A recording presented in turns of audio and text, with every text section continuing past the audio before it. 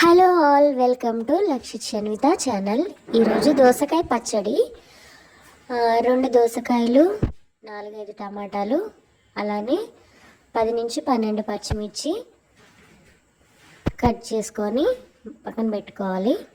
ఇప్పుడు కట్ చేసిన పచ్చిమిర్చిని ఒక గిన్నెలో డ్రై ఫ్రై చేసుకోవాలి. దీనిలో ఒక 2 స్పూన్ల ఆయిల్ వేసి ఫ్రై చేయాలి.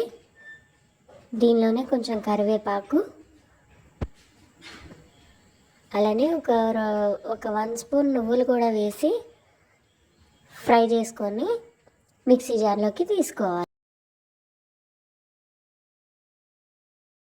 ఇదే ఆయిల్లో కట్ చేసిన టమాటా ముక్కలు, కాస్త ఉప్పు,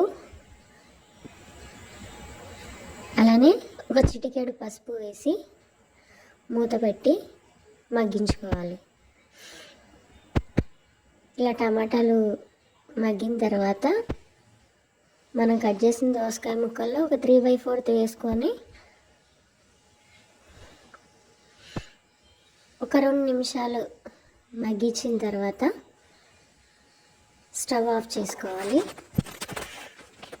ఇప్పుడు మనం మిక్సీ జార్లో 5 నుంచి 6 వెల్లుల్లి, 2 రేకల చింతపండు వేసి కోర్సుగా మిక్సీ పట్టాలి. మనం ఉడికించిన టమాటా, దోసకాయ ముక్కలు చల్లారిన తర్వాత మిక్సీ జార్లో వేసుకొని 1 లేదా 2 పల్స్ జస్ట్ తిప్పి ఇందాక మిగిలిన దోసకాయ ముక్కలు ఉన్నాయి కదా, అవి కూడా వేసి జస్ట్ 1 పల్స్ ఇవ్వాలి.